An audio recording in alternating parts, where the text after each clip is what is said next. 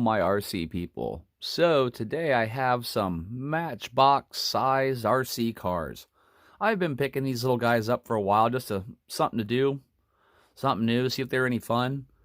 And the whole fact that they were matchbox size kind of made me wonder if maybe I could put them on a Hot Wheels track. Something to think about. So this little guy over here you can pick up at like Walmart. That's an Adventure Force. They're $10, but I actually saw them on sale around Christmas time here for $5. This is the Newbright Helmet Racer. It's licensed by Chevy. I think it's a pretty good looking little Camaro for what it is. And then this fire truck here, since it had a damaged package, I was able to pick it up for $3.19. Now all these are just little, I don't know if you call them 172 scale or what. They're really small. But they all charge up from the radio. I'm going to get them all out of their package and let's have a closer look. So I've got all these little guys out of the box and batteries and all the controllers. And surprisingly enough, they all came pre-charged, which is pretty cool. The first one is this little fire truck by Rapidly. And that's a good looking little truck. And for being a little matchbox Hot Wheels size. You got your wheel alignment on the bottom. On and off switch. And this is where you would charge it. The charger is in the side. Kind of hard to get that to fold back up in there. And your radio is on all the time, so all you should have to do is switch on this little guy. And just start hitting buttons. So, it's all little clicky buttons. But it all seems to work pretty good. Oh, well, let's ram the Camaro. But yeah, that's a little $3 fire truck. Does work. Let's move on to Mr. Camaro. Turn this one off. Now the Camaro, I think, is the best looking out of the group. But it's also got the weirdest controls. So it is controlled off of this helmet. Take a little look at the car first. And there's your prongs where it would slide in. You also have an adjuster on this one. And your on and off switch. But your controls are on the helmet themselves, which is kind of weird to hold on to. And the charging's in the helmet, though, and that's kind of neat. And you got to kind of maneuver it in there, but you put it down in this slot and slide it back in place, and now you're charging. We'll slide that back out of there. Turn that on. And see what I mean by the controls are kind of weird. You gotta hold the helmet this way. And this one, it flies around pretty good. It's got a lot of power. But doesn't seem to necessarily steer the straightest. So I gotta see if something's going on with it or what.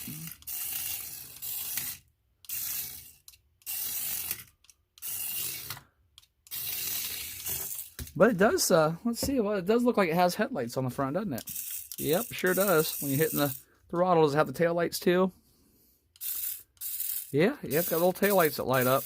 I don't know how well you can see them in the camera. Yeah, do a little tinkering with that one, and just might be these wheels are just too skiddy for this surface too. They are kind of a hard wheel. And then we have our little Bronco. And I like this one. I think this one probably drives the best out of the group and has the best controller. So this is the Adventure Force. And, well, I see I've already got it on. And this little guy, it drives pretty daggone decent, actually, for what it is. And it also has really bright headlights and pretty daggone bright taillights, too. And as I said, it seems to handle the best out of the group.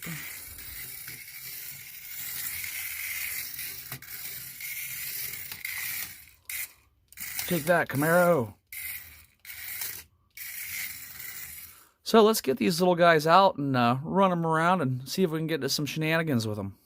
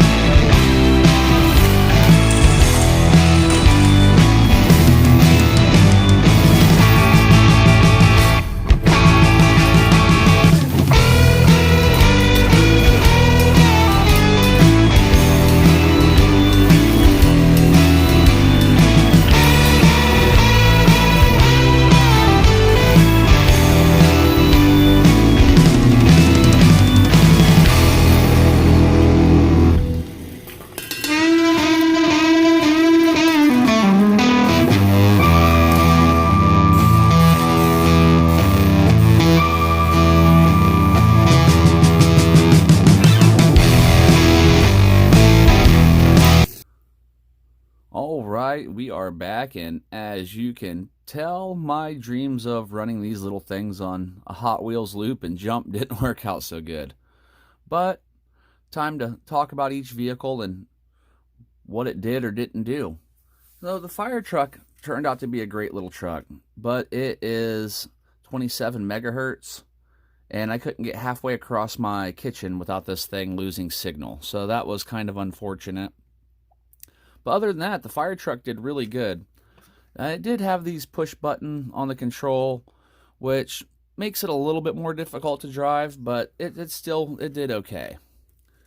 And then the Camaro. Why, the Camaro is probably the best looking out of the lot. It is the absolute worst out of the lot. That thing is almost uncontrollable. I believe it's if you turn right, the thing just wants to spin in circles, and if you turn left, it's a long sloping turn, and I messed around with it. I couldn't get it to tune in. And the other real issue with it is this controller. So to try to run your car while hitting these two buttons close together and holding onto this helmet is just not feasible.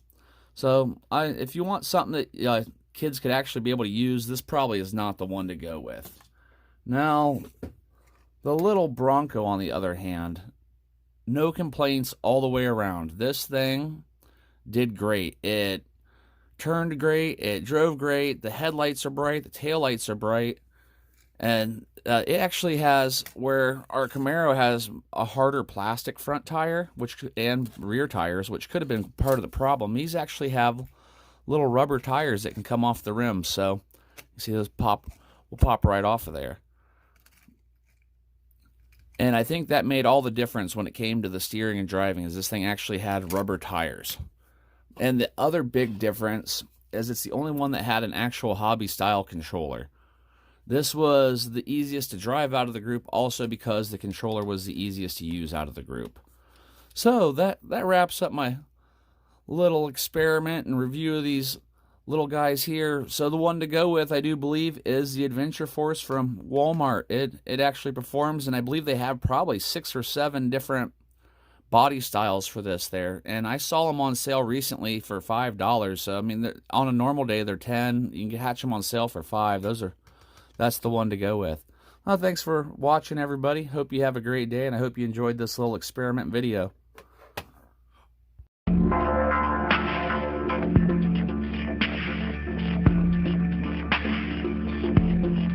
Yeah.